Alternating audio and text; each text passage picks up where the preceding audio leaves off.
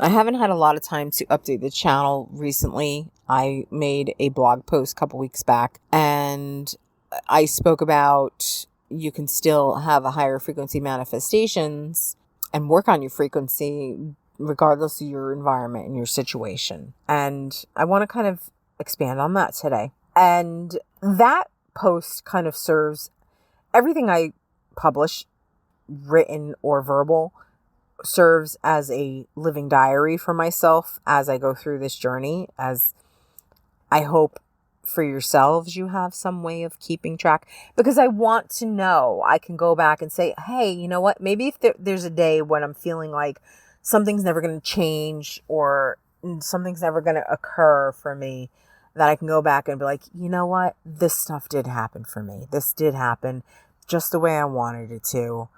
It's evidence that it came to be, and you have to remind yourself. So nevertheless, moving into my brother's house, I knew that there were going to be certain pitfalls. One being that they are very materialistic.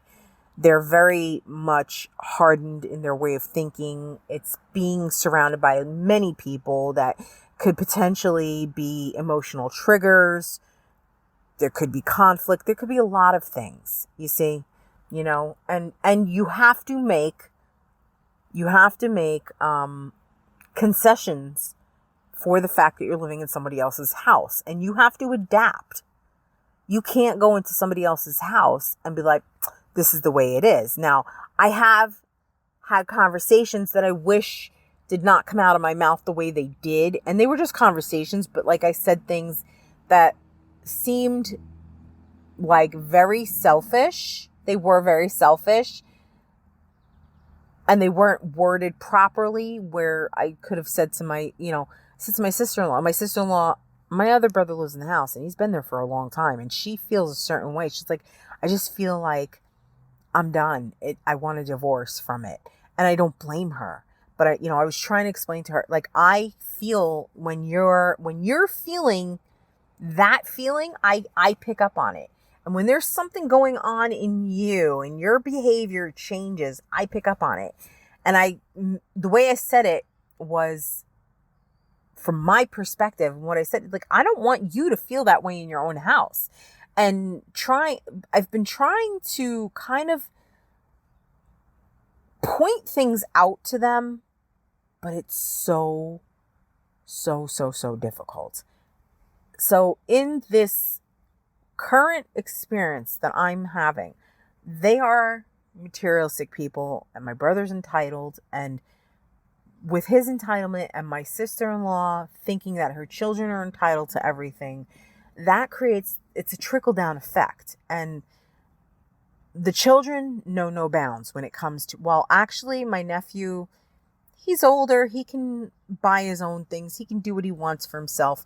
Although the grandmother buys them a lot. In particular, my niece. And my niece likes to acquire for the sake of acquiring. And the amount of greed she has no bounds. It has no bounds. And as a result, the house is becoming more and more cluttered. It's like an expansion of her mother. The mother is a pack rat. She's even more so. And nobody picks up after themselves.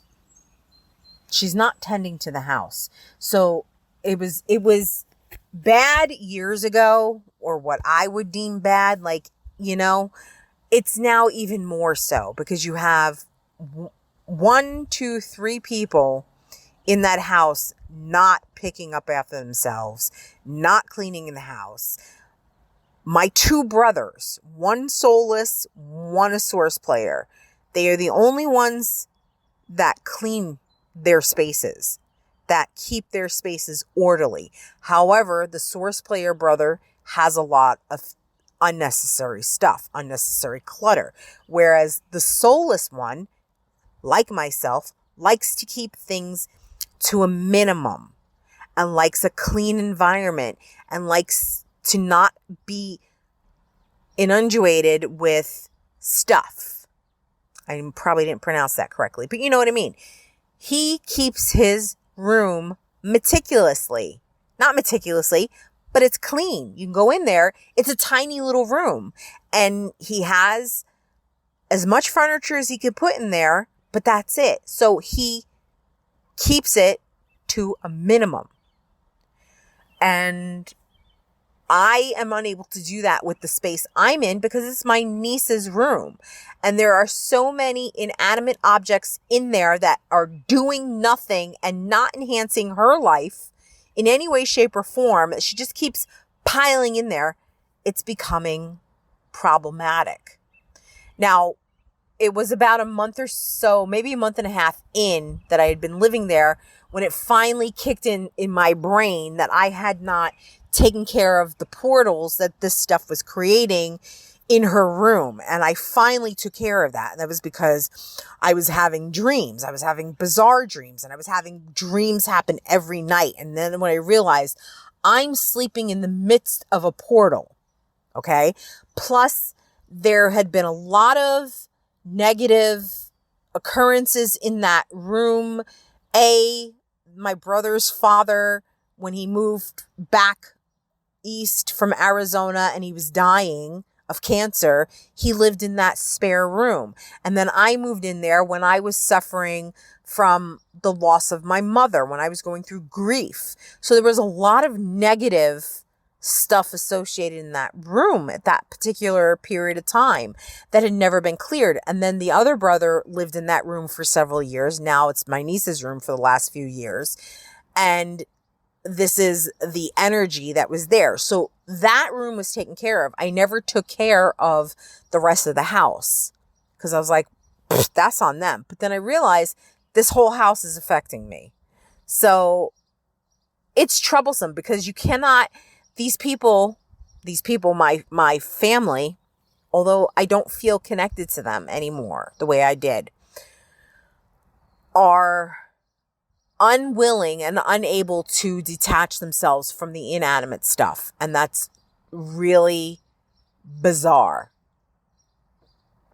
It's really bizarre that they have such an attachment, and it's hard to tell them that this stuff is causing you your problems because you're energizing it. So what I'm saying is, being surrounded by all this extra stuff and seeing it in my peripheral and in my experience every day had drained a lot of energy. Now, also top it with the having dreams and having erotic dreams that were beyond my control and having no desire to have those kind of dreams, that and making sure I remove programming and completed alchemy so that I would not have those erotic dreams. That was very troubling to me. And that was energy I had to replenish. And it's just really difficult. It's difficult. It's not impossible. It's just difficult. And it's something you have to be mindful of every step of the way. You have to be mindful that these people, if you just go about your life, they will suck you into their vortex of whatever it is going on. I see that they're all depressed. Yeah. At least my brother and his wife in various forms. And, neither of them are tending to the house. It's now become a stalemate where neither of them want to do anything for the house. And it's an mentally unhealthy environment. So if you ever find yourself in that kind of situation, you have to be like the observer, but not observing. You have to just be a ship in the night. That's it. Coming and going. And that's kind of what I've had to do. Like, I realized I have to make sure I'm out of the house as much as possible. Now, there are days when there is one day a week where I don't want to have to leave the house. If I choose to do it at a later time, leisurely, whatever I decide to do, great. I don't want to have to get up early because I got to run out and do something. That to me is necessary. So, yeah. it's something I've had to really focus on, to be mindful of it and counteract their crazy. Because that's really what it is. It's mental illness. It's mental illness starting to take hold. It's probably been taking hold for several years, and I know it has. But it's become more pronounced in the last year and a half, because I was there for about 4 or 5 weeks in 2021 when I had the flooding in my apartment building, but it's even more so now. And yeah, so it has to be, if you ever find yourself where you have to go backwards and be around people that are lower frequency than you, you better make sure that it is minimal and don't lose sight of your goal and keep it moving forward. All right. So on that note, I'm going to end this because it's succinct and I haven't taken up too much of your time, and I hope you have a great day, week, month, and your best life. All right. Take care. Bye-bye.